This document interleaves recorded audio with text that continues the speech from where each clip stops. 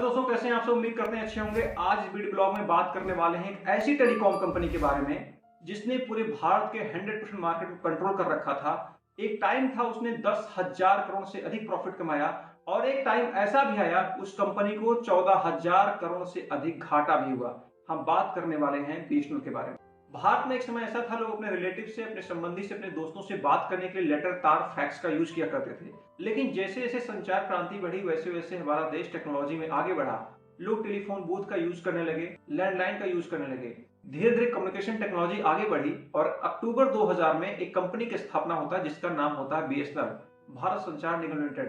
BSNL वही telecom company है जिसने लोगों को लैंडलाइन टेलीफोन बूथ से छुटकारा दिलाया, उसके झंझट से निजात दिलाया। लेकिन प्रेजेंट टाइम में बीएसएनएल की कंडीशन ऐसी हो गई है कि ये खुद लोगों के लिए झंझट बन गई है, यहाँ तक कि सरकार के लिए भी एक भार की तरह है और ये लगातार घाटे में जा रही है और राहत पैकेज पर आज भी इसको जिंदा रखा गया है। तो आज हम इस वीडियो में बात करते हैं कैसे बीएसएनएल का डाउनफॉल आया, क्यों बीएसएनएल आज इस कंडीशन में पहुंच गई कि भारत सरकार के राहत पैकेज पर जिंदा है। जब सन 2000 में बीएसएनएल ने अपने सिम को लॉन्च किया तो लोगों में उसके सिम को लेने का क्रेज जबरदस्त था। बीएसएनएल के ऑफिस के सामने लंबी लंबी लाइन लगती थी, लंबी लंबी कतारें लगती थी।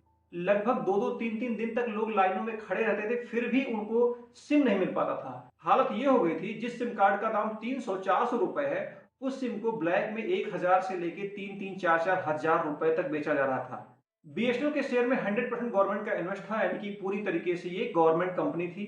बीएसएनएल का पूरे भारत में टेलीकॉम सर्विस का लगभग लगभग पूरा का पूरा कब्जा था। लेकिन फिर ऐसा क्या होगा, बीएसएनएल की हालत ये हो गई कि इसे आज भी राहत पैकेज देके जिंदा रखा जाता है। अगर हम बीएसएनएल के कस्टमर के आंकड़ों पे थोड़ा ध्यान दें तो 2001-2 के आसपास 1.78 लाख कस्टमर थे, लेकिन इन कस्टमर की संख्या 2003-4 में 52 लाख से ऊपर पहुंच जाती है। तो आप समझ सकते हैं उस टाइम बीएसएनएल के सिम का कितना जबरदस्त क्रेज था। अगर हम फाइनेंशियल ईयर 2001 की बात करें तो उस समय बीएसएनएल ने 747 करोड़ का प्रॉफिट जनरेट किया था और यही प्रॉफिट फाइनेंशियल ईयर 2004-5 में 10,000 करोड़ से ज्यादा हो गया था। लेकिन ऐसा क्या हो गया, टेलीकॉम की दुनिया में इतनी सफल कंपनी आज की सबसे बड़ी असफल कंपनी है और लगातार घाटे में जा रही है। बीएसएनएल एक सरकारी कंपनी है और सरकारी कंपनी होने के नाते बीएसएनएल में लाल फीताशाही बहुत तेजी से बढ़ी। अधिकारी से लेकर नेता तक रिश्वतखोर हो गए, जिसके कारण कंपनी को बहुत ज्यादा घाटा हुआ और लगातार गवर्नमेंट का इस कंपनी से नियंत्रण हटने लगा।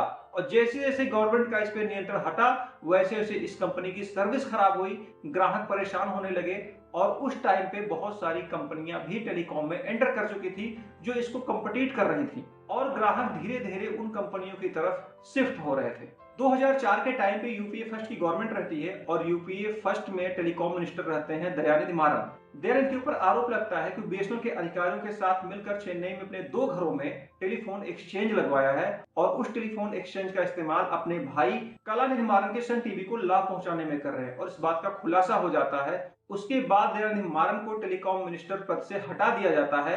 ये घटना होने के बावजूद ही बीएसएनएल टेलीकॉम की दुनिया में टॉप कंपनी बनी रहती है। यूपीए गवर्नमेंट इस आरोप के कारण मारन को उसके पद से हटा देती है। उसके बाद ए राजा को टेलीकॉम मिनिस्टर बनाया जाता है। टेलीकॉम मिनिस्टर बनते ही बीएसएनएल भी ए राजा के कंट्रोल में आ जाती है और 2008 में इनके ऊपर भी 2G स्पेक्ट्रम के घोटाले का आरोप लग जाता है। आरोप ये लगता है कि ए राजा ने 2008 में 122 कंपनियों को 2G स्पेक्ट्रम अलॉट किया है, लेकिन बाद में पता चलता है कि इस अलॉटमेंट में झोल है। झोल क्या है, 2008 के रेट के हिसाब से न अलॉटमेंट देके 2001 के रेट के हिसाब से अलॉटमेंट दे दिया गया है इन कंपनियों को, जिसके कारण बीएसएनएल को 1.7 लाख करोड़ का नुकसान होता है और इसी घटना के बाद से बीएसएनएल का डाउनफॉल शुरू हो जाता है। 2010 आते आते कई टेलीकॉम कंपनियां कंपटीशन में उतर चुकी थीं और लगातार बीएसएनएल को कम्पिटिट कर रही थी, बीएसएनएल से अच्छी सर्विस दे रही थी, जिसके कारण बहुत सारे बीएसएनएल के ग्राहक अपने सिम को बदलकर दूसरे कंपनियों के सिम को ज्वाइन कर रहे थे, यानी कि बीएसएनएल के ग्राहक दूसरी टेलीकॉम कंपनियों के साथ जुड़ने लगे थे, जिसकी वजह से बीएसएनएल को 2010 के बाद लगातार घाटा उठाना पड़ा।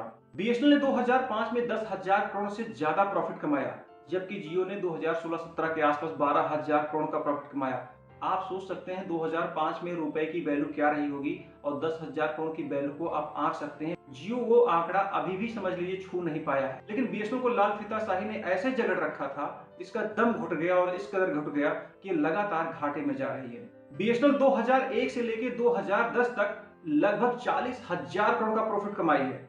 लेकिन प्रेजेंट स्थिति ऐसी हो गई है, 2019 में बीएसएनएल को 14,000 करोड़ से अधिक घाटा हुआ, 2024 में 5,000 करोड़ से अधिक घाटा हुआ। वो कंपनी जिसकी पूरी मार्केट पे कब्जा था, उसकी हालत ऐसी कर दी गई, उसके पास 7-8% ही ग्राहक रह गए हैं, उसका दायरा बहुत सिमट के रह गया। बीएसएनएल वो कंपनी है जिसके टावर और नेटवर्क सर्विस का इस्तेमाल दूसरी कंपनियां की और इसी बीएसएनएल को कम्पिटिट करती हैं और बीएसएनएल से बहुत आगे निकल जाती हैं। प्रेजेंट टाइम में ऐसी स्थिति है कि बीएसएनएल के लगातार ग्राहक घट रहे हैं। अगर हम प्रेजेंट टाइम में बीएसएनएल की नेटवर्क सर्विस देखें तो प्रेजेंट टाइम में भी जो प्राइवेट कंपनियां हैं उनके अकॉर्डिंग ये बहुत पीछे है, जिसकी वजह से लगातार इसके ग्राहक दूसरी कंपनियों के साथ जुड़ते जा रहे हैं, लगातार अपने सिम को पोर्ट करा रहे हैं और जो बीएसएनएल का मार्केट है लगातार वो सिमटता जा रहा है। अगर बीएसएनएल की ऐसी हालत रही, लगातार इसके ग्राहक खत्म होते रहे, तो एक दिन ऐसा भी आ सकता है कि बीएसएनएल को पूर्णतः बंद कर दिया जाए। सिर्फ यह यादों में रह जाए कि बीएसएनएल एक ऐसी कंपनी थी जो टेलीकॉम की दुनिया में भारत के पूरे 100% मार्केट को कंट्रोल किया था और स्थिति ऐसी हो जाती है कि उसके पास एक ग्राहक भी नहीं बचते हैं। तो आज इस वीडियो ब्लॉग में हमने आपको बताया किस तरीके से बीएसएनएल कंपनी आती है, किस तरीके से स्थापित होती है, किस तरीके से बिजनेस करती है और किस तरीके से उसका डाउनफॉल आता है और प्रेजेंट टाइम में उसकी स्थिति बहुत ज्यादा खराब हो जाती है। ये वीडियो आपको कैसा लगा इसके बारे में जरूर बताएं। वीडियो को लाइक करें, कमेंट करें, शेयर करें। धन्यवाद।